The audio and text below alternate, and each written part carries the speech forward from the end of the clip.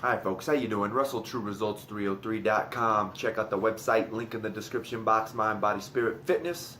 Put in the healing back in health. Once again, when you're at the website, sign up for the newsletter, click on the free gifts button, get those free downloads for fitness goals and nutrition.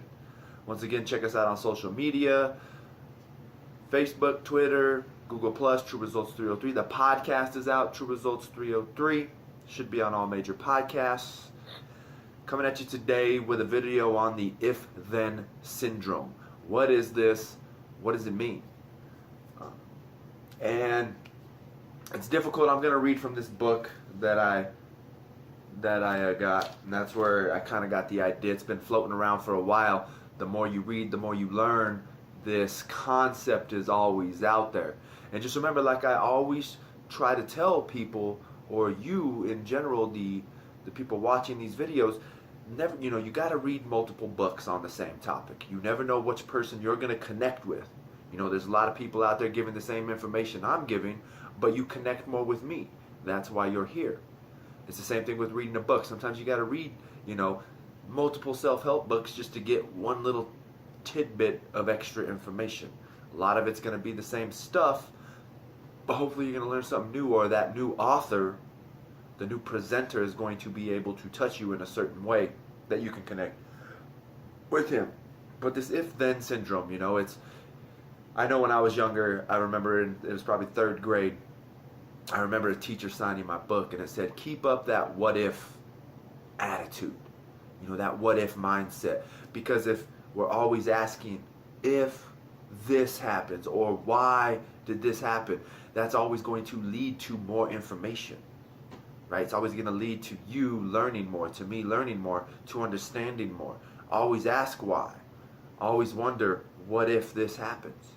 Because that's more of a creative concept within ourselves. So we can create when we do something along these lines. Right? Once we get ourselves in that mindset, we're in a creative mindset. So I'm just going to read just from this book, just this passage. It'll be real quick, hopefully. But it is the what-if syndrome. And like I said, it's the same thing. If this happens, then this will happen. Or I do this because of this. And then hopefully this is going to put it all together for you. So here's the book again. Made for More by Curtis Martin. Once again, I got this book just at the parish, at a church. They have a little bookshelf, $3. You just put your $3 honor system. And this parish has one. My parish don't have this. It says, not long ago, I was asked to give a lecture on ethics at the University of Colorado. The question at hand was, is it ethical to buy a term paper online? At first glance, the question seemed a bit silly, but as with many such questions, if you scratch the surface a bit, there might be something more significant waiting to discover. I began the presentation by making an assumption. I think most of us would agree that if we bought all of our term papers online, it would be unethical. But let's take a look at the hard case. Imagine that you've never bought a term paper, never cheated on an exam, and you are weeks away from graduating. It is just before the exam and term papers are due. You have 3 major papers due all at the same week. Some unexpected circumstances arise, and despite your best efforts, you can get only 2 of the 3 papers done. If you get the 3rd paper in, you will fail the course. If you fail the course, you will not be able to graduate. What then? Would it be all right to go online and buy a term paper? See, so once again, now we're thinking, if I do this, this, this, this. We always got to have that big picture in mind. I think as human beings, we don't have the true big vision. The big vision is just the house, just the car, this much money in the bank, all right? I gave them a few minutes to ponder the issue. Nobody spoke. Let me ask you this. Why would you want to buy a term paper? I waited for a response. After a few moments, one brave soul spoke up. Because I want to pass the class. I responded, that's a good reason. Why do you want to pass the course? Another paused, and then somebody else said, because I want to graduate. I replied, that's a really good motivation. Graduating from college is a noble goal. So why do you want to graduate? A third voice came from the crowd, because a college degree is an important part of a solid resume. A solid resume. Seems like a good thing. Why do you want one? Because I want to get a good job. Great. A good job is a really good thing. What do you want one? Or why do you want one? Because I want to make lots of money. There were a few chuckles from the audience, but I pressed on and encouraged them. Money is a really good thing.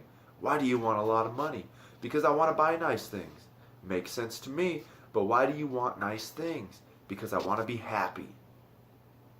There we go, there it is. I smiled and waited for a few seconds. This answer was a bit different from all the others. Each of the previous responses referenced as means to an end, a way of getting something greater. Happiness is different. It is a reason we act. If you think about it, happiness is almost always why we do what we do. We want to be happy. It is as though we were made for happiness. So there it is. That's what that if-then syndrome is, right? If I do this, then this will happen. If I do this, I can get this. If I do this, I can get that. But once again, that's why you need to be asking the questions. Like he kept pressing, why? Why? You know, even when I was trying to sell personal training, that's what they had always spoke about. You always got to say why. You always got to you always got to dig down deep. You got to find that emotional connection with them. How can you get them to buy, right? And that's what I'm horrible at. I'm horrible at that why. You know, I am a kind of a passive-aggressive person. I'm starting to get a little bit better, but I don't want to push that issue because you don't want to seem like a jerk, but unfortunately sometimes you have to. But once again, is why are you truly doing these things? We got to keep the main goal in mind, right? It's not just about the house. It's not just about the car. It's not just about being skinny. It's not just about the six-pack, right? There's something more. What is that more? What is that real reason?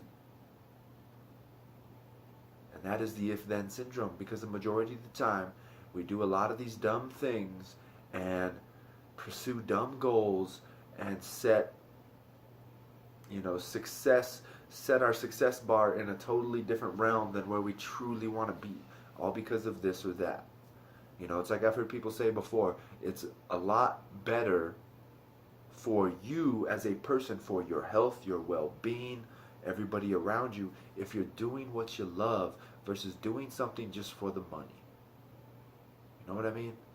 So once again, there's that if-then syndrome. I hope it gives you some food for thought. And once again as well, this is why this is a spiritual journey, because you're not going to know your true path in life, the journey that God has set for you, if you're not sitting in quietness and really contemplating these things. You know, if I remember correctly, I've made a few videos about it on Christian prayer, Christian meditation, and it's Ignatius prayer, and it is contemplation of your day in general, right? Just contemplating what you can do better tomorrow, what you could have done better. The examination of conscience, that's what it is, the examination of conscience. So it's you give yourself time in the morning to sit there and truly think about how you want your day to act out, right? What do you want to happen? You know, every day you have goals set for yourself. So what are you going to do during that day to get prepared? Right? I have a video called Sunday, the Day of Success. This is what we should be using Sunday for, right? It is the Sabbath, the holy day, the day of rest. But there's really no such thing as rest, because this is the day where you should be planning out your week. So now you know what you need to get done instead of just flying off the cuff and just going, right? Use Sunday as a tool to make sure that you are getting prepared for the following week, so you know what you need to accomplish. That's what Sunday's for. That's what the morning's for. I need this to happen. I need this to happen. For me, that's why I drive to work, or sometimes I'll even pick up I have to pick up some guys from work for my other job while I'm trying to get my personal training off the ground. And, you know, I'll drive all the way to pick them up in silence. Or now I've even gotten to the point to where I listen to talk radio. They don't like it, but I'll just leave the radio off and just talk with them. You know, see what's going on, how things are going, whatever. Usually it's just me doing the talking. They're probably thinking to themselves, shut up, I don't want to hear you talk. Just, it's too early for this. But I've already been up, you know, because usually I'm training a client in the morning. I need my hour routine before I train the client. So I'm usually up by 3 or 4 in the morning. So, you know, I'm pretty well energized. They're probably just rolling out of bed, just kind of waiting. So, but anyways, that if-then syndrome, now I'm just, you know, run on verbiage here. So, just make sure to sit quietly, contemplate about it. That's where I was going. And then the night contemplation. How can you do better Evaluation, examination of conscience. What could you do better? That's what the night's for. What could you do better? How could you be better? Let's make improvements. So I hope this helps. Subscribe to the channel, share and like these videos.